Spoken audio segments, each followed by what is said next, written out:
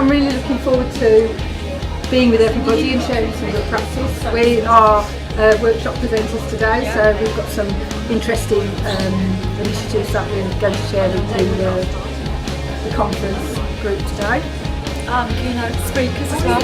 Listen to what they're saying. Yeah, I think it's going to give people an opportunity to network and to share good practice amongst our teams. It'd be really nice actually to see what other people are doing. Yeah. And we know that makes a really big difference. Yeah, and how to build on the good practice that we've already got at inclusion support. I'm looking forward to the emotional coaching.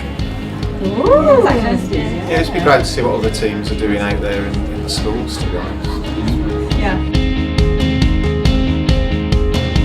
Authorities in the country. However, the children with SEN in Sandwell nationally do above average in terms of their rates of progress, and that's something that doesn't happen by accident. It's because of the dedication and the commitment and the way you work and the way you work together and the way we're developing ourselves as a learning organisation. So here we've got cultivating communities of practice, which is what these few slides are based on. And we are a community, and it's a community of practice. It's where we share best practice, good practice, where we challenge each other. And then we have challenging times where we support one another. So you remember, some of you will remember 5.5 years ago when I first met you all, I had these 4 watchwords: protect the culture, preserve outstanding practice, change and innovate what we need to, and also thrive in a competitive context. So protecting the culture, that we're a very supportive culture. We're alert, we have a culture of learning and learning from each other. You know, that's really, really important.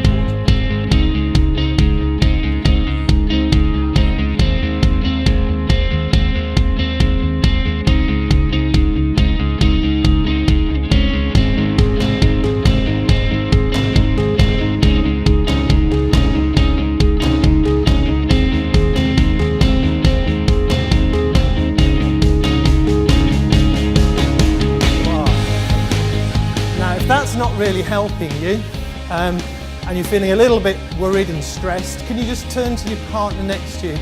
One of you, can you just turn your back to the person, the other person behind you, just put your hands on their shoulders. Can you do that? It's really complicated, I know. There we go. That's lovely. Okay, can you rub gently? Rub gently. Okay, lovely. Right, stop, you're enjoying that too much. What's important there though, is that what we've got is a position where we're in line with national average. So our kids start 8% behind the national average. They end up at the end of primary on the national average. That is fabulous. Now that doesn't happen unless your teams are working superbly well with those children who are struggling to learn. And this is what Kevin was talking about in terms of progress. In primary schools, our children do really, really well. That's the secondary position.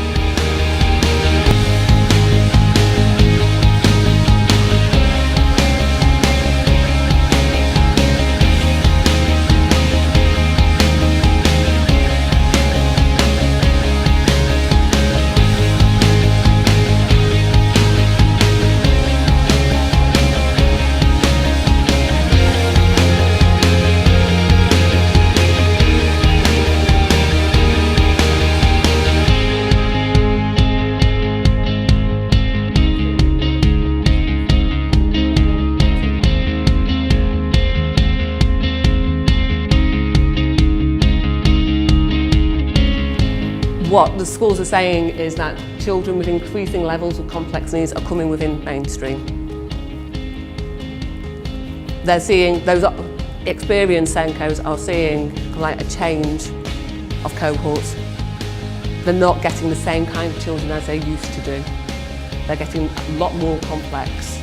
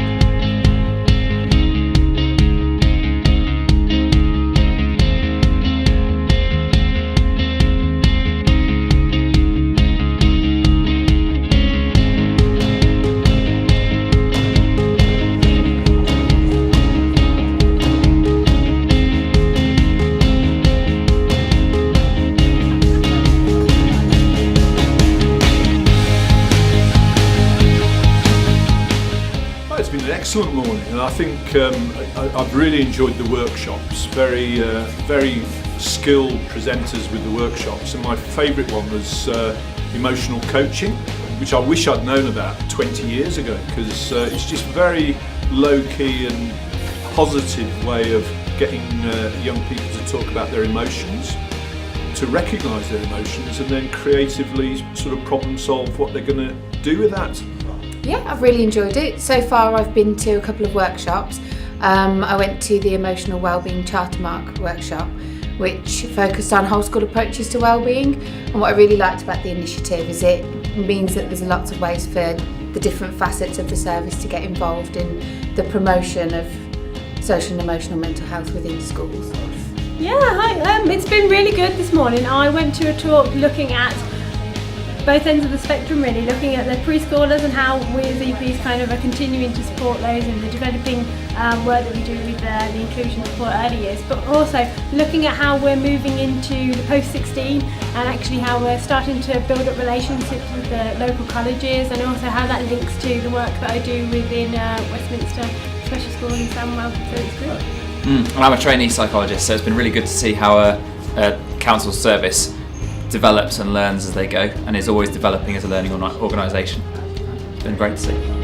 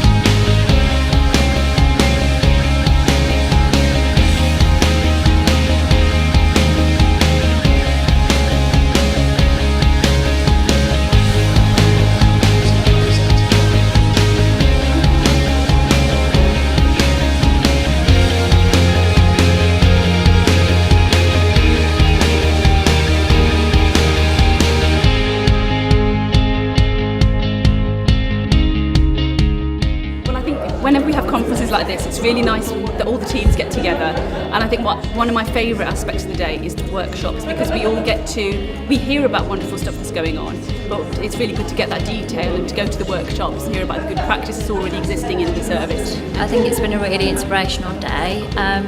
For me personally, it's helped me refocus, and particularly listening to Adam, I really enjoyed his journey. I had to kind of stop myself, not welling up really, listening to what he got to say. Yeah, I think the sharing of good practice and communicating between agencies and bringing SEN and inclusion support and help, changing our lives is interesting, and just getting the perspectives from other people on all the good work that is already happening and how we can grow from that. Yeah, it's been a really positive day, really enjoyed it, so much to take in. I think I really enjoyed doing the workshop because I led a workshop and we got a lot of feedback, valuable feedback from that, some actions that I can take forward for the service and in terms of getting information from parents and feedback from parents. We've already got quite an established route to do that, but we've found ways in which to extend it, so that was really positive.